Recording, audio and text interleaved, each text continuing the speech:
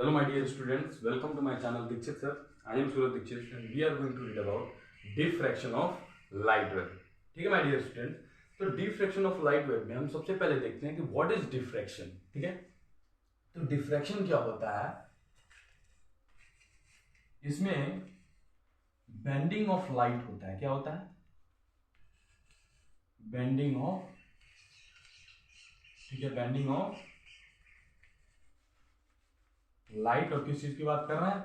Wave की.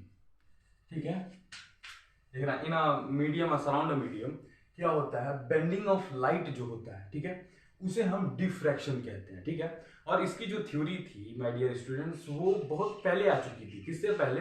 Interference की theory के पहले आ चुकी थी. जैसे हम जानते हैं कि प्रीवियस लेक्चर में हमने देखा कि 1801 मई में, ठीक है, उसकी थ्योरी आई थी. ठीक है, इंटरफेरेंस की. लेकिन यहाँ पे क्या हुआ? डिफ्रैक्शन की थ्योरी 1665 में बर्लिन नाम के एक साइंटिस्ट ने, कौन सा नाम के साइंटिस्ट ने? बर्लिन नाम के साइंटिस्ट ने क्या किया? डिफ्रैक्शन की थ्योरी दी और उन्होंने कहा कि जो बेंडिंग ऑफ लाइट होता है, ठीक है, बेंडिंग ऑफ लाइट जो होता है वो क्या होता है? डिफ्रैक्शन होता है. और इसको समझाने के लिए उन्होंने एक सिंपल सा एग्जांपल दिया. सपोज कर लीजिए एक सोर्स है, ठीक है, वो दो स्लिट्स या फिर किसी दो मीडियम के बीच में बंधा हुआ है. तो वो क्या करता है?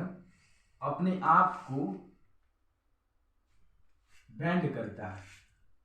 ठीक है, अपने आप को बैंड करता है. ठीक है, अगर मान लीजिए यहाँ पे कोई मीडियम है, क्या है? मीडियम है. मतलब यहाँ पे मान लीजिए अगर कोई कॉन्वेक्स लेंस दिया हुआ है या फिर कोई सिंपल सी थिंग दी हुई है, वाटर एयर का कंसंट्रेशन ज्यादा है, ठीक है, यानी किसी मीडियम में जा रहा है. मीडियम में तो होगा ही, जैसे एयर मीडियम है उसमें तो वो होगा ही, लेकिन किसी और मीडियम की भी बात करें, इसलिए मीडियम में किसी बेंडिंग ऑफ लाइट वेव की बात करें तो मीडियम होगा. ठीक ना, बेंडिंग ऑफ लाइट हो किसमें? किसी मीडियम में, that is known as diffraction. ठीक है, इस बात को समझने के लिए हमारे पास दो और चीजें हैं, समझिएगा क्या.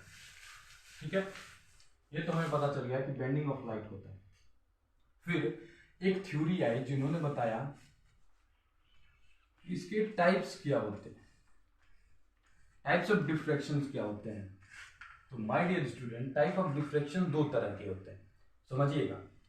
हमने कहा कि बेंडिंग ऑफ लाइट, ठीक है, तो बेंडिंग ऑफ लाइट में जो सोर्स होगा, ठीक है, और लाइट वेव निकल के स्क्रीन पे जा रही होंगी. ठीक है, पहली बार क्या होगा? हम क्या करते हैं, उस दोनों का डिस्टेंस फिक्स कर देते हैं. मतलब कि जो सोर्स का डिस्टेंस है वो भी हमें पता हो, जो स्क्रीन का डिस्टेंस है वो भी हमें पता हो, और कोई मीडियम भी हमें पता हो. जैसे समझ लीजिए इन वाटर में क्या हो रहा है, एक रिफ्लेक्शन हो रहा है, डिफ्रेक्शन हो रहा है. सपोज कर लीजिए सोर्स था, ठीक है, और कोई ये दो स्लिट्स थे, ठीक है, और ये हमारा स्क्रीन था. ये क्या है? फिक्स है, ये इतने दूरी पे है, ठीक है, ये यहां है, ये सब कुछ फिक्स रहेगा इसमें. ठीक है, सोर्स ने क्या किया, यहाँ पे ड्रॉ किया, तो सिंपल जाके हल्का सा बैंड होकर, ठीक है, हल्का सा बैंड होकर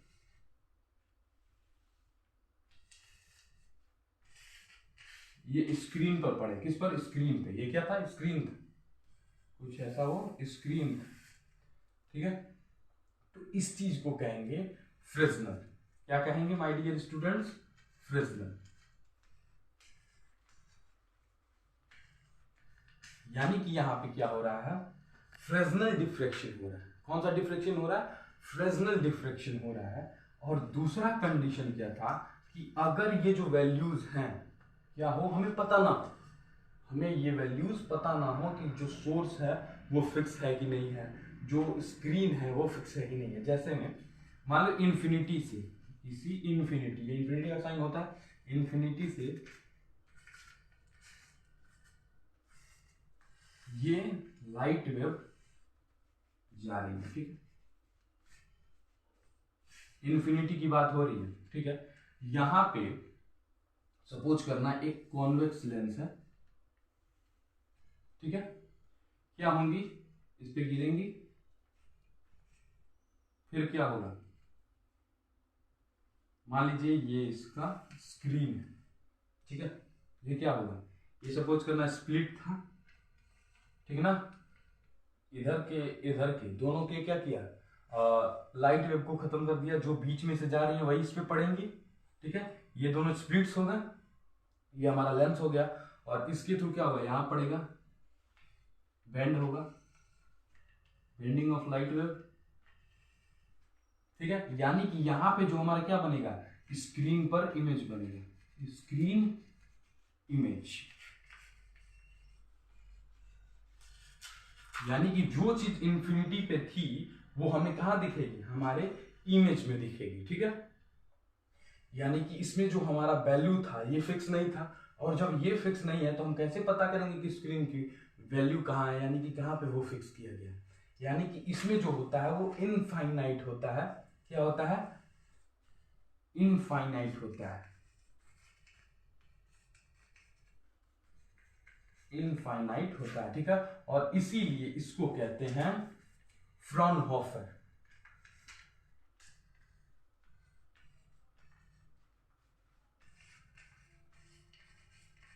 क्या कहते हैं, फ्रॉनहोफर। देखना, इन दोनों थ्योरी को अलग अलग साइंटिस्ट ने दिया था। पहले को फ्रेस्नेल ने दिया था, जिसे फ्रेस्नेल डिफ्रैक्शन के नाम से जाना जाता है। दूसरे को फ्रॉनहोफर ने दिया था, जिसे फ्रॉनहोफर डिफ्रैक्शन के नाम पे जाना जाता है, ठीक है। ये इनकी दो कंडीशन हो गई, किसकी, diffraction of light wave, bending of light wave होगी, तो ये चीज कंडीशंस, दो कंडीशंस होंगे, ठीक है, जिनके बारे में हमने पढ़ लिया, ठीक है। माय डियर स्टूडेंट, डिफ्रैक्शन में हमने ये पढ़ लिया, ठीक है, जो क्लास 12 के सिलेबस के अकॉर्डिंग यही है, ठीक है।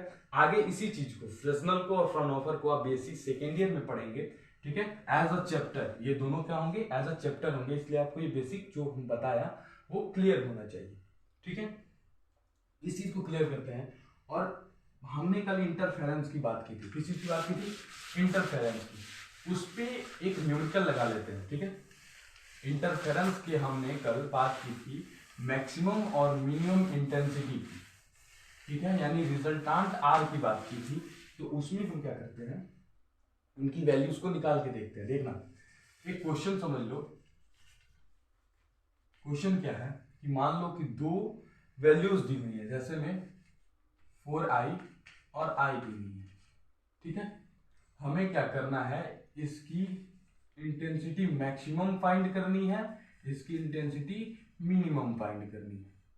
Is equal to how much, is equal to how much. Suppose कर लो ये दो क्वेश्चंस दिए हुए हैं।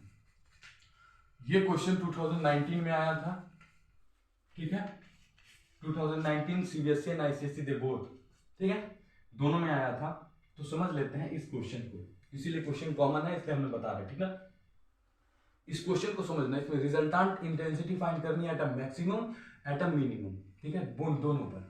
तो समझना, हम क्या करें, पहले वाले को सिंपल सा फॉर्मूला है, आई आर यानी रिजल्टेंट इंटेंसिटी, इंटेंसिटी हम कहते हैं, इंटेंसिटी आप कह सकते हैं, I R is equal to, होता क्या formula, I1 plus I2 plus, ठीक है, क्या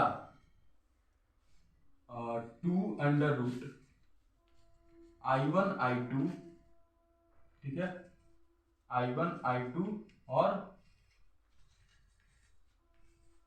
cos फाइव। बात को समझिए, ये हमारा फॉर्मूला हमने जनरेट किया था, वो फॉर्मूला आ गया, ठीक है।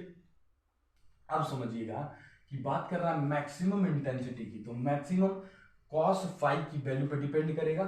cos फाइव की वैल्यू मैक्सिमम कहां होती है, 0 डिग्री पे, तो लिख लेना 5, क्योंकि 5 इक्वल टू 0 डिग्री।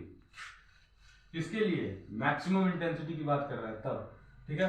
तो I R is equal to क्या हो जाएगा, my dear students, I R is equal to हो जाएगा, समझना, यहां पे देखना जरा, I1 I2, ये दोनों I1 I2, 4i plus 1i 5i, 5i, अब देखना प्लस 4i i, ठीक है, यानी कि 4i स्क्वायर, ठीक है, 2 अंडर रूट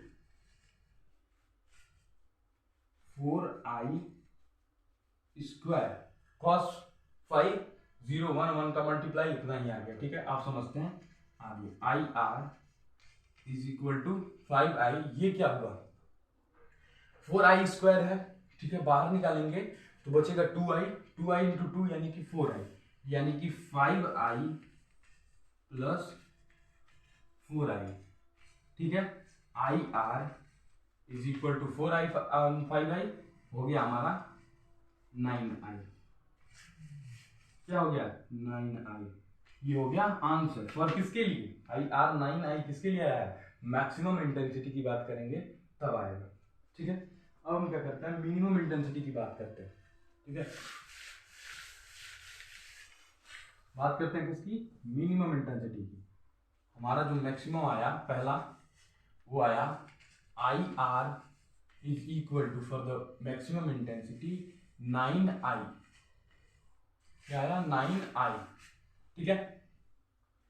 हमारे जो मिनिमम आएगा वो क्या होगा, सिंपल वैसे पुट करते हैं I R is equal to है ना 4i 5i, ठीक है। अब यहाँ पे देखना फाइव इज इक्वल टू क्या है, जो हम फाइव लिए थे cos 5, five is equal to हम 90 डिग्री लेंगे, क्योंकि 90 पर मिनिमम होता है यानी कि 0 होता है। अब एक बात समझना था वहां पे 2√i1 i2, ठीक है, इंटू में इंटू cos 5, ठीक है था ना।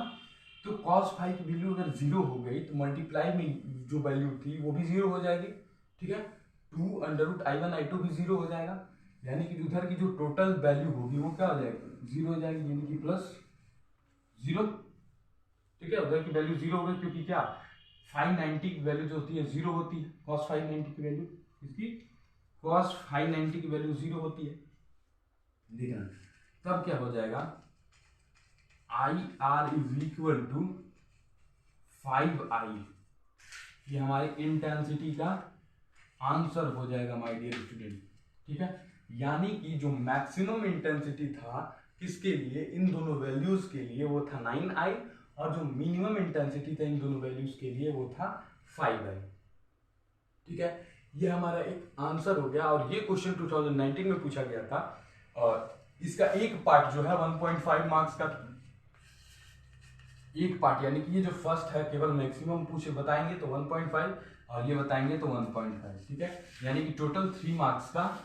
हमारा 2019 में इस क्वेश्चन को पूछा गया था, तो सिंपल था, ठीक है। आप ऐसे क्वेश्चंस को लगा सकते हैं, ठीक है। ऐसे ही क्या करें, आपको मैक्सिमम इंटेंसिटी की बात करें और मिनिमम इंटेंसिटी की वैल्यू दी हुई है, ठीक है। तो क्या करेंगे आप बात को समझिएगा,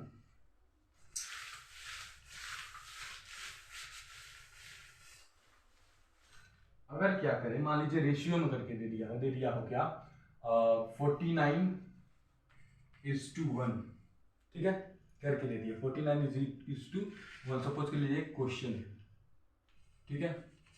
और बात कर रहा हो ये जो दोनों रेशियो हैं वो किसके हैं, आई मैक्स के हैं अपॉन आई मिनिमम के, इन दोनों की ये क्या है रेशियो, ठीक है। रेशियो है 49:1।